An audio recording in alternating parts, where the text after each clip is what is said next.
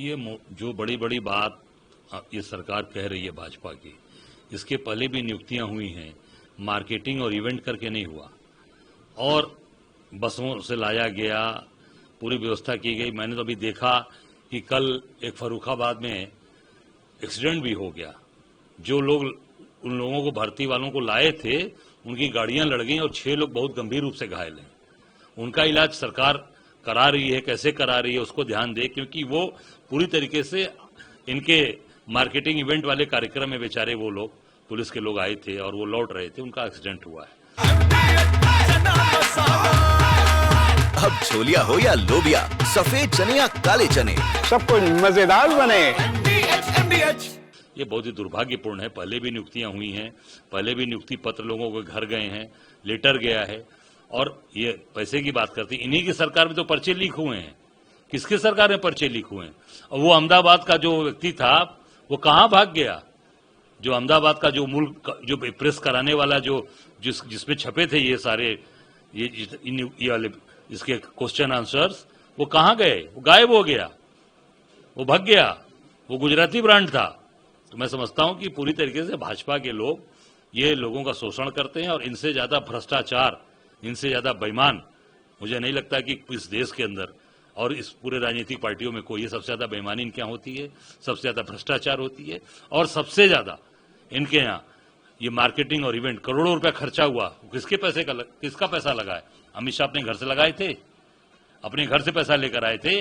वो सभी आपके हमारे टैक्स का पैसा लग रहा है। नौकरी पाने के पहले ही वो जो सिपाही, वो बेचारा जो है उसका पैसा ले लिया गया, उसी के पैसे से कार्यक्रम हो रहा है, उसको बेवकूफ बनाया जा रहा है, और एक्सीडेंट भी हो गया। तो ये जनता समझ चुकी है, और जनता को केवल भीड़ दिखाना, जनता को केवल इवेंट दिखाना जनता समझ चुकी है। अभी अहमदाबाद की इतनी बड़ी घटना घटी है, आप देख सकते हैं, अभी उसकी जांच कराइए। अभी उसके बाद एक फिर चॉपर केदारनाथ जी में 7 लोग उसमें बेचारे, उनकी मृत्यु हो गई। उसकी वो एविएशन, वो पता लगा कि वो जब कोहरा था तभी लेकर चला गया। पैसे कमाने की होड़ मची है इनकी सरकार में, कितना पैसा कमा लो।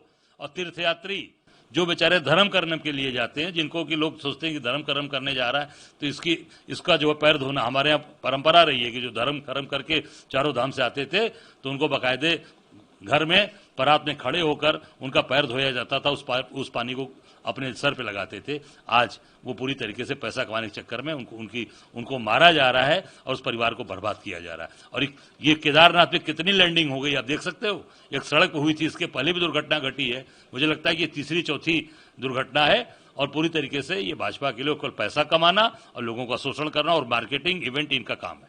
एक और बड़ा अहम सवाल है, अमित शाह जी के आने से पहले इसको पोस्टर लग रहे थे, होर्डिंग लग रहे थे, या इसका इश्तिहार छप रहा था, तो उस दौरान अमित शाह जी की फोटो नहीं थी, सीएम और पीएम की फोटो थी। और जब अमित शाह मंच पे पहुंचे तो उन्होंने उप मुख्यमंत्री केशव प्रसाद मौर्य को अपना मित्र बताया, जिसको लेकर अखिलेश यादव ने ट्वीट का तंज कसा। उन्होंने कहा इन्होंने इश्तिहार में न लगाया उनका चित्र, उन्होंने किसी और को कह दिया अपना मित्र। किस तरह? अब देखिए, ये उनकी अपनी अंदरूनी मामला है। अब दुनिया जानती है कि अमित शाह और किस तरीके से योगी जी में 36 के आंकड़े चले आ रहे हैं, और वो चित्र न लगाने से 36 दूना 72 हो गया होगा। तो वो तो उनका मामला आपस का है, और मैं समझता हूं कि पूरी तरीके से आपस में इनके विवाद है, आपस में काफी तनाव है, जिसका चित्र फोटो न लगना या हटना या मित्र बोलना वही कारण है। मुझे लगता है कि इसका नतीजा पूरा प्रदेश, उत्तर प्रदेश के अंदर भुगत रहा है कि आज विकास के नाम पर आज भ्रष्टाचार हो रहा है, कहीं पर भी कोई काम नहीं, लोग परेशान। जिस तरह से आपने अहमदाबाद की नहीं पहचान पा रही, जिस तरह से डीएनए करके अब उन लोगों के खून की जांच कर उनके परिवार को, अब सबसे बड़ा दुर्भाग्यपूर्ण है कि उनका पूर्व मुख्यमंत्री, आप देख सकते हैं, उनके रूपानी जी का जिस तरीके से डीएनए टेस्ट किया गया, उनके सीएम रहे जिन्होंने अपना पूरा जीवन भाजपा को दिया, आज उनकी दुर्दशा हो रही है। मैं समझता हूं कि इससे बड़ा दुर्भाग्य क्या हो सकता है।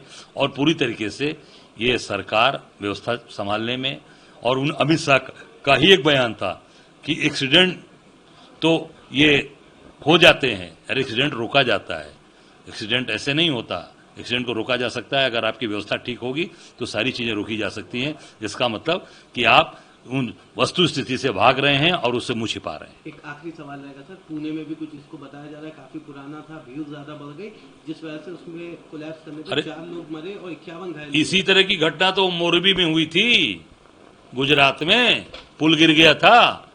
किसकी सरकार ने बना था? यही सरकार ने बना था और इन्हीं के व्यापारी मित्रों ने, गुजरात के व्यापारी मित्रों ने बनाया था।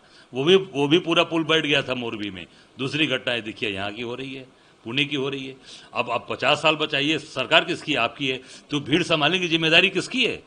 अगर आपको मालूम था कि पुल कमजोर है तो उस पर भीड़ नहीं जाने देनी चाहिए थी ना। ये पूरी तरीके से सरकार फेल है और केवल अपने चीजों को बचाने के लिए वहां केवल सरकार को मैनेज करने में महाराष्ट्र में सरकार चल रही है। कैसे एकनाथ शिंदे जी को बैलेंस करें, कैसे वो नाराज इनको ठीक किया जाए। मैं समझता हूं कि ये उस पूरी जो अव्यवस्था हुई है वो पूरी तरीके से सरकार जिम्मेदार है। जैसे गुजरात में मोरबी का पुल गिरा था उसी तरीके से यहाँ पुल गिरा और ये सरकार केवल भ्रष्टाचार में लिप्त है, अपने लोगों को बचा रही है। ये है सीक्रेट रेसिपी MDH का जीरा सिर्फ जल जीरा मसाला। Sip, sip, jeera, sip, MDH का